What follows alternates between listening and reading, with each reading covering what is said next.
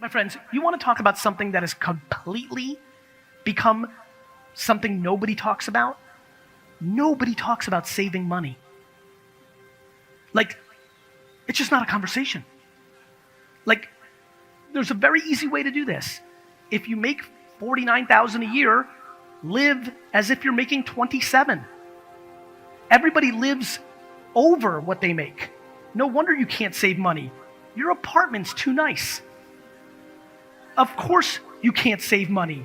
Your car is too fancy. Of course you can't save. You're buying clothes you can't afford. There are motherfuckers that complain to me, and this is where listen, if you're DMing me or emailing me, know that I don't fucking fool around. When you DM me and say,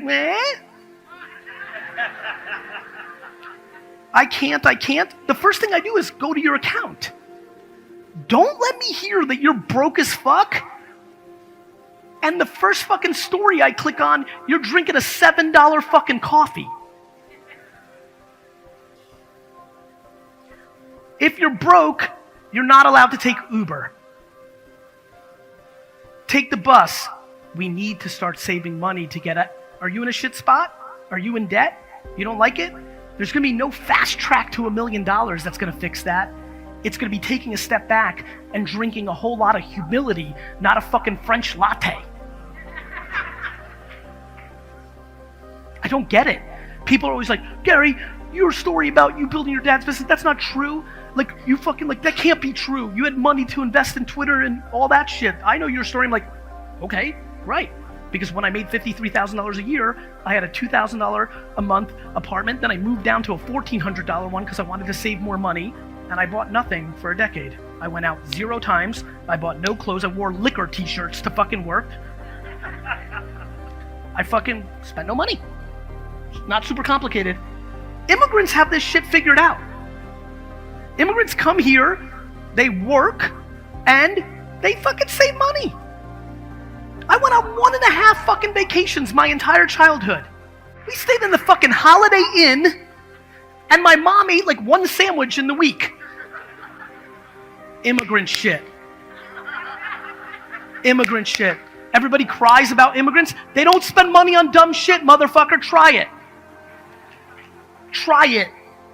Save money and then do your thing. It's about patience. Where everybody gets caught up, now they're sitting, somebody's sitting here, Sally's sitting here, she's 39, she's like, okay, this makes fucking sense. And then she's like, but fuck. And she's like, it's gonna take too long. And I'm like, Sally, you're 39. Do you wanna be miserable as shit for the next 60 years? Or do you wanna have some grinding years for the next 7 and be 46 and young as shit and start the process of actually being happy? People's complete inability to take 1 step backwards, to take 2 steps forward, is destroying people. Do you know how many people here own their home? Do you know how many of those people should sell it? I'm being serious. Do you know how many people have no liquid cash? Their home is their drain, and what they should do is sell the home and either buy a smaller one or rent to give themselves liquid to be able to go on the offense. But their home, which, oh, by the way, has 4 too many rooms. No, like, do you know few people have a home that actually fits their actual reality? People have homes with 4 extra rooms or live in a town that makes it look better for them. Man, there's so many fucking fucked up moves out here, my friends.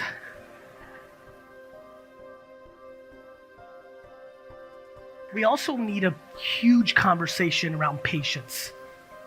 You guys know I push this shit if you follow me, but it's because I lived it. You know what it's like to go into a business at 22 and know you're signing up for 15 years to build a business for your parents and you're going to leave with nothing? That's what I did. You know, when kids are like, Gary, you don't get it. I'm like, I fucking get it. I fucking worked 15 hours a day, 7 days a week, had no social life for 15 years of my life to build a business for my parents and bounced with nothing and had to start VaynerMedia out of somebody else's conference room because I had no fucking money. I get it very simply. I get it a whole fucking lot. I get it the most. I love when people are like, oh, fuck this guy. His parents gave him, my favorite one, his dad gave him $3 million. No, dick face. My dad had a business doing $3 million. I worked 15 years to build a business to $65 million, and I left with owning none of it. Now what? Now what's your fucking excuse, Johnny Pants motherfucker?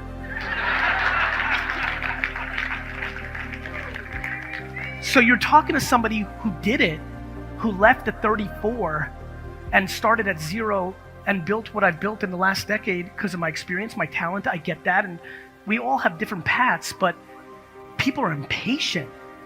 This goes back to judgment. The reason so many of you want to win right now so fast is you want to show other people you won. This is why credit cards fucked everyone. People want to buy shit they can't afford to show people they're actually winning versus actually winning. My friends, we're in a listen to me, we're in a deeply, deeply complicated place where we've always worried about fronting and impressing others. And that used to be 13 people. And now we live complete public lives and it's everybody. So it's compounded. Everybody's taking a hike on the weekend for the Instagram photo, not for the fucking hike. People are right now subconsciously, you don't even realize that you're doing it. Right now, if you took a step back, you can't imagine how much you're thinking about your holiday vacation predicated on the photos you post versus the vacation itself.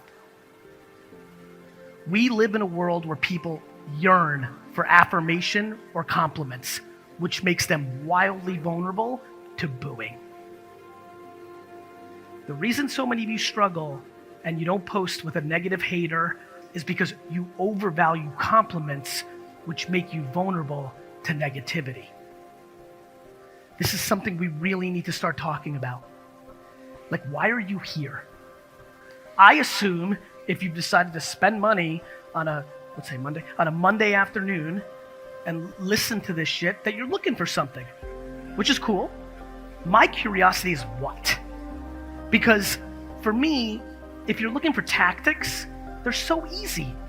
I've been telling you, how many people here follow me? What, you think you're gonna get something crazy up here today? You know exactly what I'm gonna fucking say. I feel like Aerosmith up here. I'm not playing new music, I'm gonna play the fucking classics.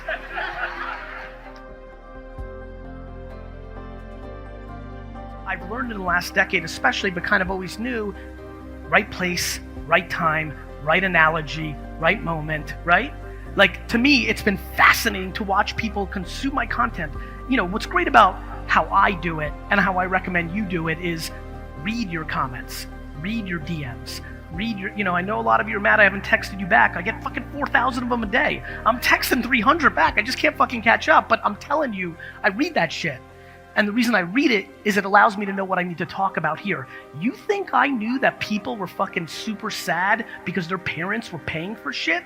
I didn't know that. My parents didn't pay for my shit, so I could have never known that. It was the thousands of emails in the last 5 years that I've read from kids in their 20s who finally reconciled the fact of like, oh fuck, my unhappiness comes from the fact that my parents are secretly paying for my life, which consciously and subconsciously makes me feel like a fucking loser. Let me tell you something right now. You want to get happy real fast? I don't know how many people this is going to work for in this room, but if you're in this camp, if you are over the age of 22 and your parents pay for anything on some real shit, you need to leave this conference, call your parents and say, I'm never taking another fucking dollar from you.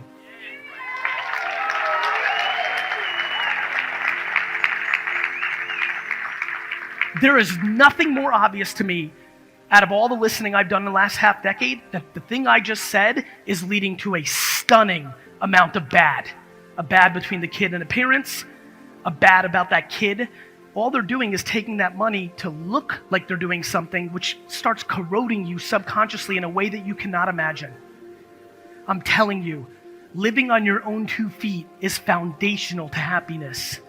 The resentment that you're creating towards your parents and the resentment that your parents are going towards you.